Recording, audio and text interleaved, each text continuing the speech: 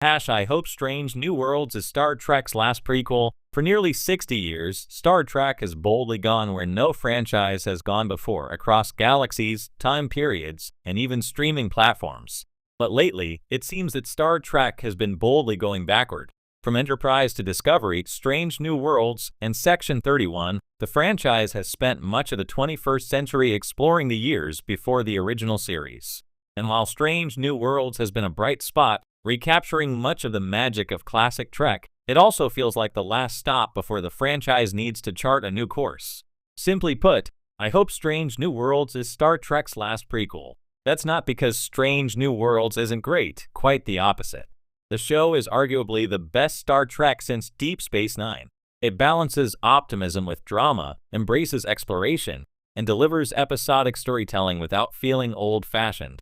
Captain Pike's Enterprise feels like a living, breathing world filled with vibrant personalities who recall the camaraderie of Kirk's crew while bringing their own emotional depth.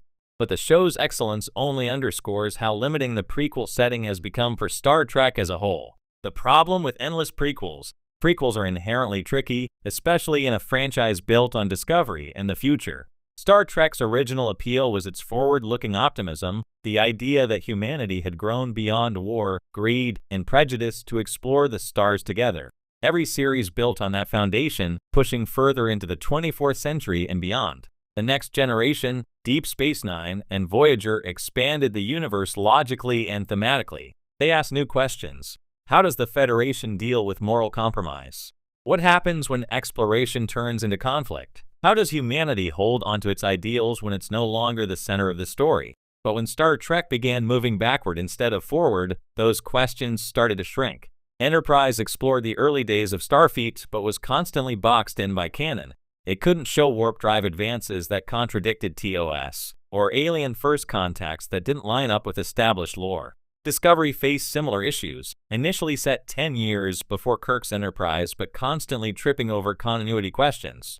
Why had no one ever mentioned Michael Burnham before? Why did the technology look more advanced than in the 23rd century? Strange New Worlds cleverly sidestepped many of those pitfalls by embracing a retro aesthetic and keeping its stories character-driven. Yet even it can't escape the boundaries of prequel storytelling forever.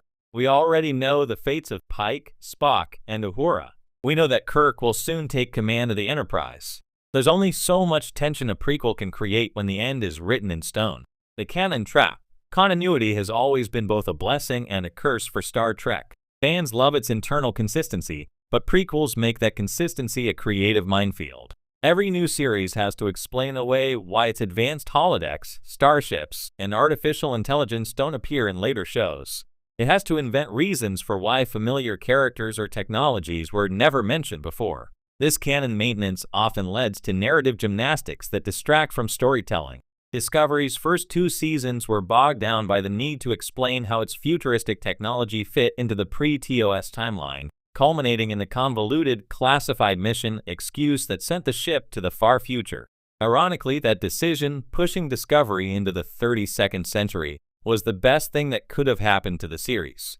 Free from canon constraints, it finally became what Star Trek should always be, a glimpse of what lies ahead. That's why Strange New Worlds feels like the natural endpoint of Star Trek's prequel experiment. It has refined the concept as far as it can go. It's beautifully crafted, emotionally resonant, and respectful of canon while still finding room for surprises. But the next frontier for Star Trek shouldn't be behind us, it should be ahead. The case for moving forward. The future of Star Trek needs to rediscover the future. That doesn't just mean more advanced technology or new alien species.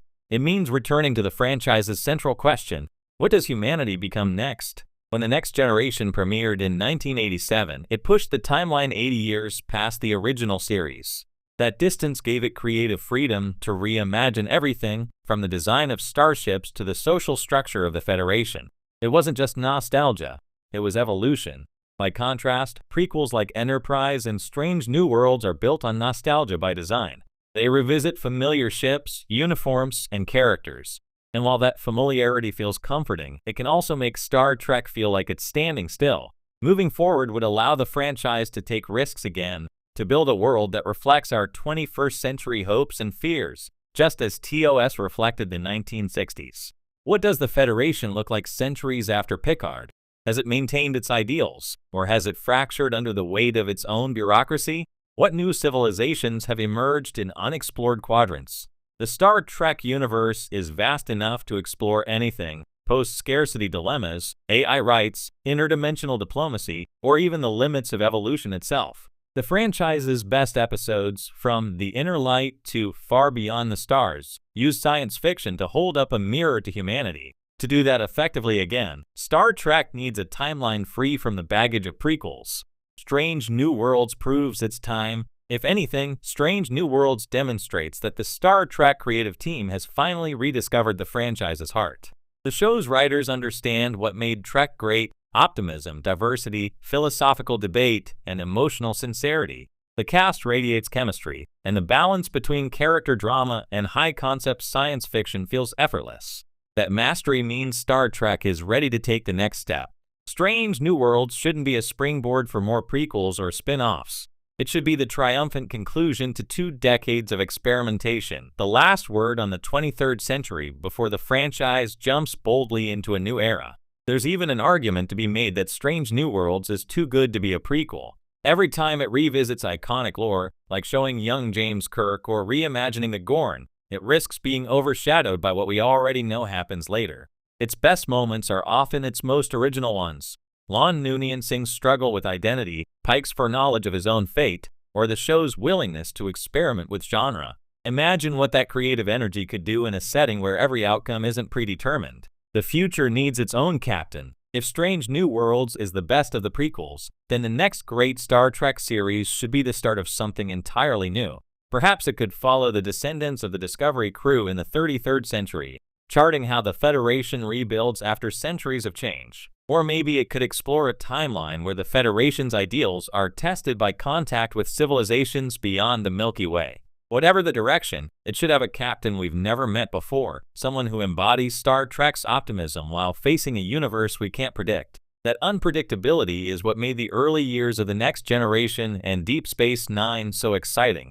Every episode could reveal something genuinely new. That sense of possibility has been missing for too long. Nostalgia can't be the only star. There's no denying the power of nostalgia in keeping Star Trek alive. Seeing Spock again, hearing the familiar hum of the Enterprise, and watching new actors inhabit legendary roles all spark joy for longtime fans. But nostalgia is a limited fuel source. If every Star Trek story keeps circling the same century, the same ships, and the same legacy characters, the franchise risks becoming a museum exhibit instead of a living, breathing universe. The beauty of Star Trek has always been its adaptability. It survives 6 decades because it evolves, just as humanity does in its own stories. The next evolution can't come from looking backward. It must come from looking forward, beyond the horizon of established canon, into something truly new. Owen's resolve and Spock's emotional,